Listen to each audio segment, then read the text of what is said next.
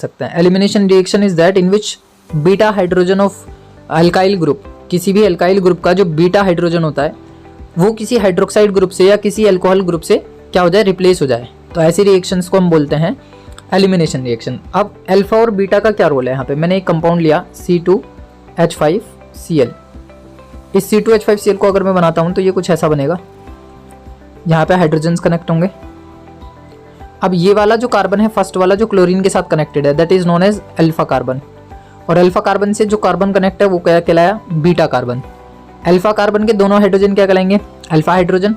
और beta carbon के तीनों हाइड्रोजन क्या कहलाएंगे? Beta hydrogen. तो हमने एक कंपाउंड उठा लिया, ये रहा C2H5 और हेलोजन। तो ये इथाइल हैलाइड है। बेसिकली ये जो कंपाउंड है वो क्या है? कार्बन पे ये रहे, ये हाइड्रोजन कनेक्टेड है, ये मेरे पास एक हेलोजन जुड़ा हुआ है। अब होगा क्या कि इसके सामने कोई एक न्यूक्लियोफाइल आएगा, वो न्यूक्लियोफाइल किसी अल्कोहलिक ग्रुप का होगा, यानी कि KOH हो सकता है या फिर NaOH हो सकता है। यहाँ से तुम्हें OH ग्रुप मिलेगा। ये जो OH ग्रुप है बेसिकली ये क्या काम करने वाला है? अल्कोहलिक जो KOH होते हैं वो डबल बॉन्ड फॉर्मेशन कराने के लिए रिस्पॉन्सिबल होते हैं। ये चीज ध्यान रखना, alcoholic KOH also responsible for the double bond formation. और इसी चीज को हम क्या बोल रहे हैं? एलिमिनेशन बोल रहे हैं। एलिमिनेशन का मतलब ये सब्सटीट्यूट नहीं करना मुझे कुछ भी, यहाँ पे कुछ चीज हटा करके कोई दूसरी चीज को ऐड नहीं करना। मेरा काम है यहाँ से हटाना, इस कंपाउंड के अंदर से ऐसी चीजों को हटाना कि यहाँ पे डबल बॉन्ड फॉर्मेशन हो जाए। तो जो हमने C2H5Cl लिया हुआ है ये, वो क्या करेगा? इन अल्कोहलिक KOH मीडियम अपने अंदर से इस हाइड्रोजन को और इस हेलोजन को बाहर निकाल देगा। तो ये वाले कार्बन ने H पॉजिटिव आयन निकाल दिया और ये वाले कार्बन ने हेलोजन निकाल दिया, तो HX की फॉर्मेशन होते हुए बाहर निकल गई। अब जो बचा हमारे पास वो केवल क्या रह गया? कार्बन, सिंगल बॉन्ड कार्बन और दो हाइड्रोजन कनेक्ट रह गए। कार्बन की वैलेंसी अधूरी रह गई तो बीच में क्या बन जाएगा? डबल बॉन्ड बन जाएगा।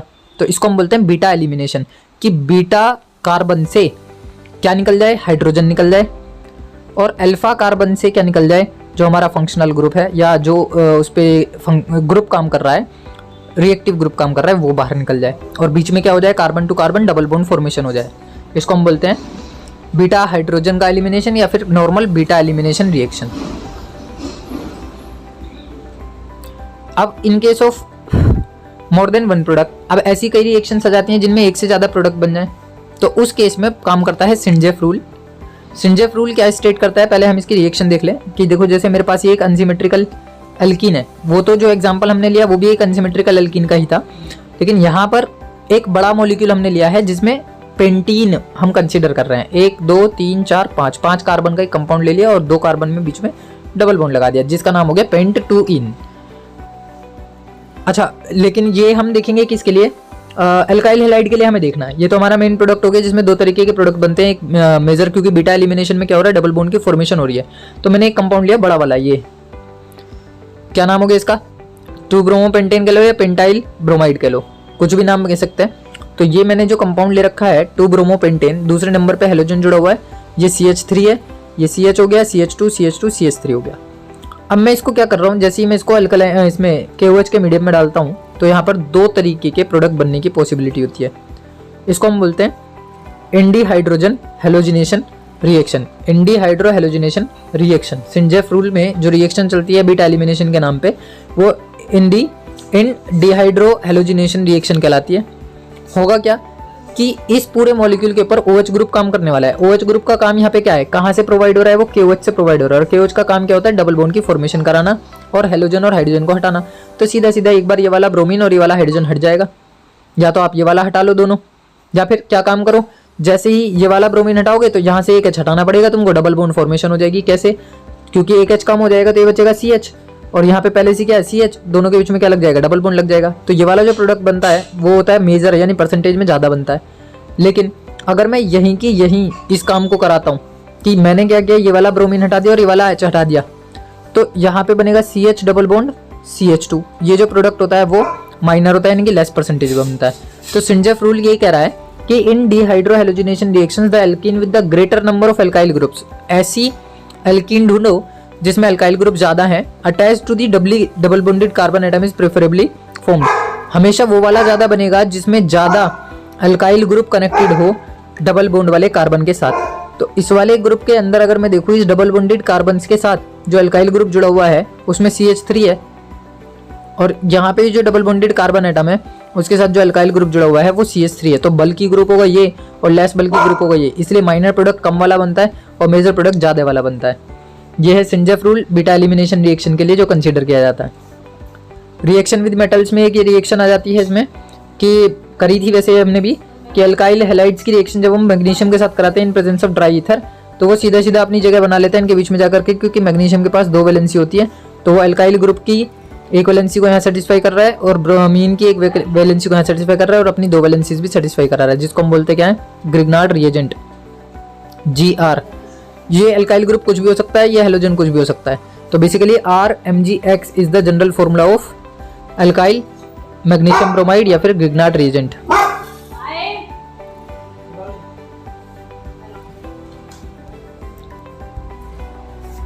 ये हमारे पास इलेक्ट्रोफिलिक सब्स्टिट्यूशन रिएक्शन थी। इसमें मैंने तुम्हें बताया कि एक बार ऑर्थो पोजीशन पर अटैक होता है, एक बार पैरा पोजीशन पर अटैक होता है। और रीजन क्या था कि सब्स्टिट्यूशन ऑर्थो और पैरा पे होने का, क्योंकि वहां पे अवेलेबिलिटी होती है, अनअवेलेबिलिटी होती है इलेक्ट्रॉन्स की। भाई पैरा पोजीशन पर ज़्यादा क्यों होगी, क्योंकि इलेक्ट्रॉन डेंसिटी कम रहती है, जबकि ऑर्थो पोजीशन पर डेंसिटी ज़्यादा रहती है, जिसकी वजह से रेजोनेटिंग स्ट्रक्चर्स बन जाती हैं और रेजोनेंस क्रिएट हो जाता है।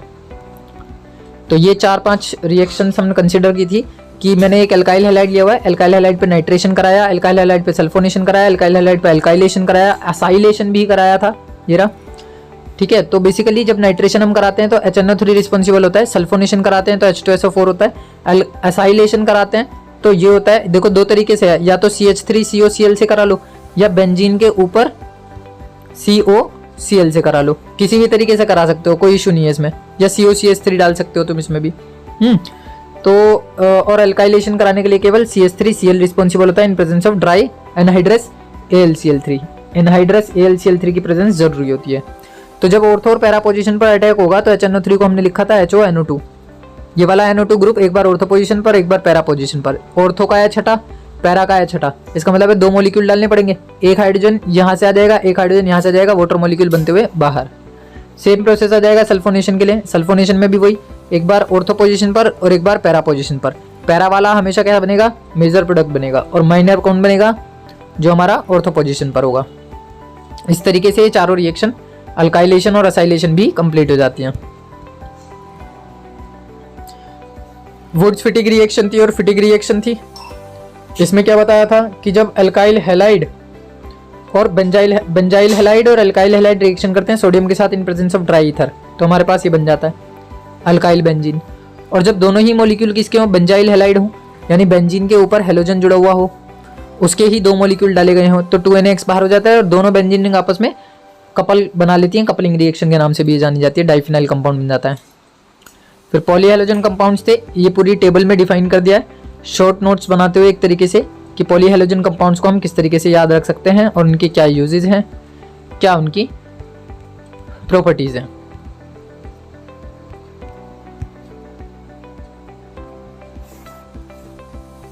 इसके अलावा एक ही रिएक्शन थी यहाँ पे, सेंडमेयर रिएक्शन, पढ़ाई भी थी कि ये बेसिकली अमीन पर चलती है। अमीन का मतलब है अमोनिया हमने यहाँ पे लिया है, जिसमें प्राइमरी अमीन कंसिडर होती है NH2। प्राइमरी अमीन इस रिएक्शन के लिए रिस्पॉन्सिबल होती है। एनिलीन हम इसको बोलते हैं, केमिकली इसका नाम होता है एनिलीन। ये एनिलीन जो है NaNO2 और HCl के साथ रिएक्शन करती है। पेयर इसमें यूज किया जाता है NaNO2 और HCl का, सेंडमेयर रिएक्शन के अंदर NaNO2 और HCl का। यहाँ पे हमने HX लिखा है तो वो डायजोटाइजेशन बना देगा। बेसिकली इसको डायजोटाइजेशन रिएक्शन के नाम से भी जानते हैं, क्योंकि इसमें डायजोनियम सॉल्ट की फॉर्मेशन होती है। लेकिन याद हमेशा रखना है कि X जो हो सकता है वो ज़्यादा से ज़्यादा बस क्लोरीन या ब्रोमीन हो सकता है, ना तो फ्लोरीन होगा ना आयोडीन होगा।